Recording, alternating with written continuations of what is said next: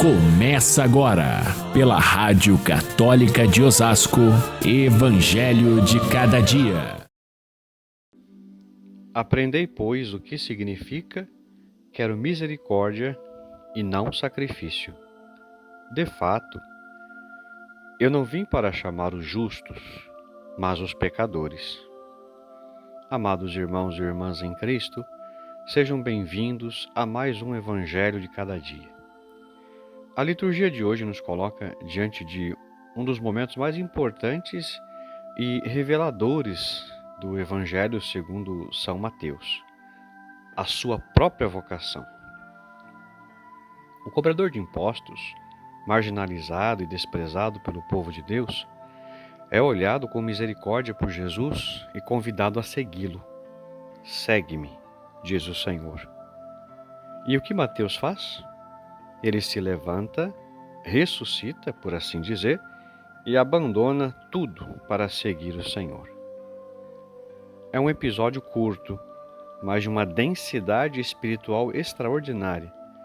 Nele, encontramos a essência da missão de Cristo: chamar os pecadores, curar os feridos e restaurar os marginalizados, mostrando que Deus vê além das aparências e se inclina com ternura sobre as nossas misérias. Jesus não espera encontrar santos prontos. Ele chama, forma, transforma. Mateus estava sentado na coletoria de impostos, isto é, fixo em sua vida de interesses, envolvido num sistema impuro aos olhos do povo judeu.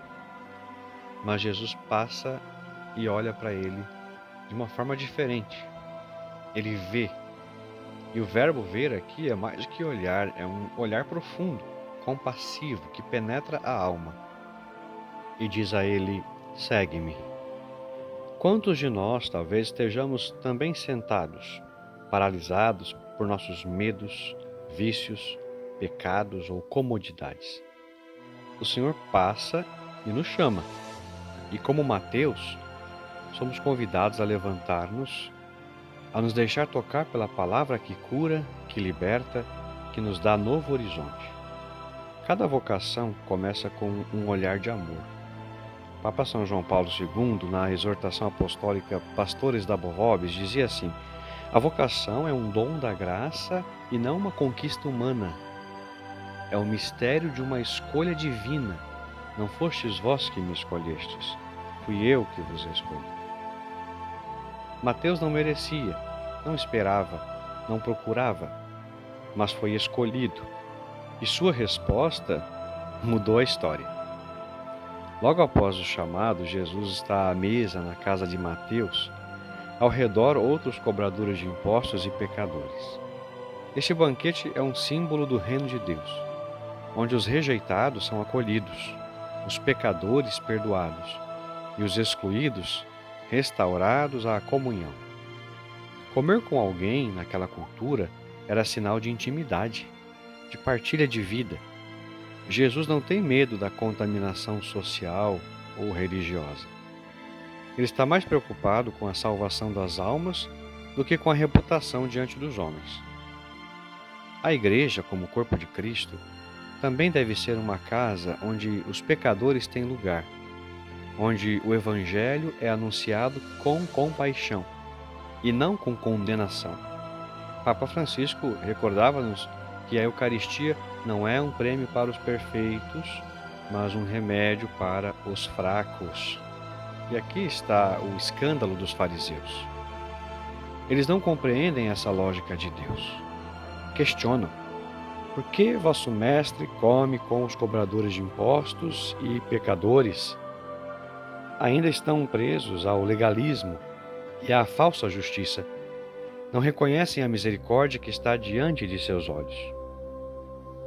Jesus, então, os confronta com a Escritura e de aprender o que significa: quero misericórdia e não sacrifício. Ele cita o profeta Oséias, lembrando que Deus rejeita os ritos vazios quando não são acompanhados de um coração compassivo. Aqui está um apelo também para nós. Não adianta irmos à missa, rezarmos o terço, participarmos de grupos de oração, de grupos de pastorais, distribuirmos alimento aos pobres, aos necessitados, se o nosso coração permanece fechado ao irmão, duro com os que erram, impiedoso com os que tropeçam. O culto verdadeiro nasce de um coração misericordioso. Como bem expressou São Jerônimo, a misericórdia é o verdadeiro sacrifício que agrada a Deus. O Senhor quer que acolhamos os outros como Ele nos acolheu, que reconheçamos que todos precisamos do médico da alma. Os sãos não precisam de médico, mas os doentes, diz o Senhor. E todos nós, irmãos, em maior ou menor grau, somos doentes espirituais. Todos temos feridas que só o Senhor pode curar. O gesto de Jesus de chamar Mateus e sentar-se à mesa com os pecadores antecipa aquilo que ele espera de sua igreja, que seja missionária, misericordiosa e corajosa. A vocação cristã, portanto, não é elitista, mas inclusiva. E isso exige de cada um de nós um coração convertido, humilde e aberto. Mateus, depois de seu chamado, não volta à coletoria de impostos. Ele começa a escrever o Evangelho. Sua vida vira missão. Também nós, uma vez tocados pela graça, somos enviados a anunciar com palavras e atitudes que Deus não desiste de ninguém. Rezemos assim.